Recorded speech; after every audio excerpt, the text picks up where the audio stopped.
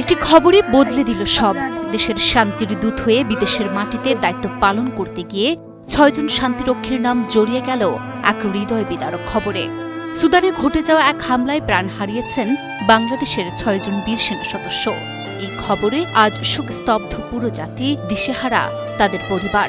মুহূর্তের মধ্যেই আনন্দের অপেক্ষা রূপ নিল বুক ফাটা কান্নায়। এই বীরেরা ছিলেন বাবা মায়ের কলিজার টুকরো, কেউ ছোট সন্তানের আশ্রয়, কেউ বা অনাগত সন্তানের অপেক্ষায় থাকা গর্বিত পিতা। আজ সেই ঘরগুলোতে শুধুই কান্নার শব্দ। কেউ শোকে কাঁদতে কাঁদতে মূর্ছা যাচ্ছেন, কেউ বুক ভরা আর্তনাদে আকাশ ভারী করে তুলছেন।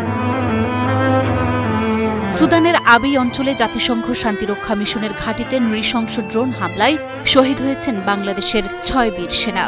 তাদের মধ্যে একজন কর্পোরাল মোহাম্মদ মাসুদ রানা। গত ৭ই নভেম্বর স্ত্রী আসমাউল হুসনা আখি ও ৮ বছরের একমাত্র কন্যা মাগফিরাতুল মাওয়া আমিনাকে বিদায় জানিয়ে সুদানে পাড়ি জমান মাসুদ। কে জানত মাত্র ৩৮ দিনের মাথায় দেশের পতাকাই হয়ে উঠবে তার শেষ কফিনের চাদর। নাটোরের বোয়ালিয়াপাড়া গ্রামে এখন শুধু কান্নার রোল আর আহাজারি। শহীদ মাসুদের মা মর্জিনা খাতুন ছেলের শোকে বারবার মূর্ছা যাচ্ছেন। স্ত্রী আখি স্তব্ধ বিস্ময়ে, আর ছোট্ট মাওয়া বাবার ফিরে আসার অপেক্ষায় চোখের জল ফেলছে।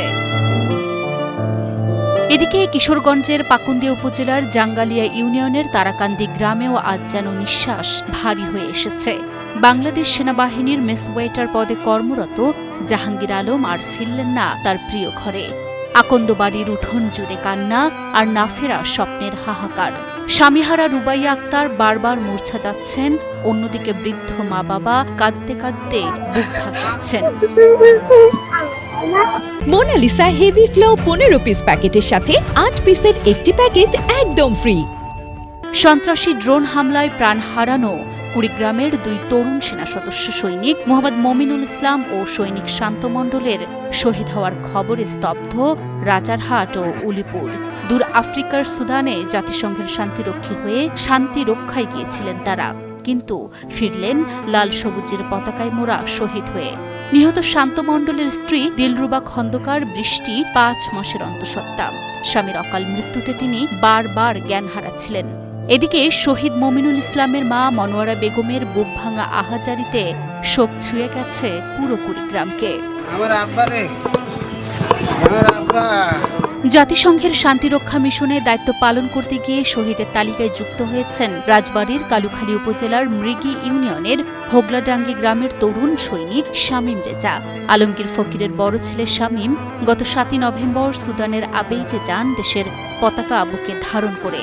আজ সেই পতাকাই ঢেকে আছে শোকের ভারে।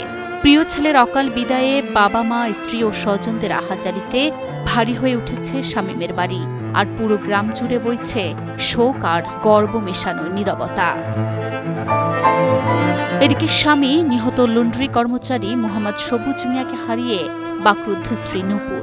গাইবান্ধার পলাশবাড়ী উপজেলার মহদীপুর ইউনিয়নের ছোট ভগবানপুর গ্রাম এখন শোকের গ্রাম।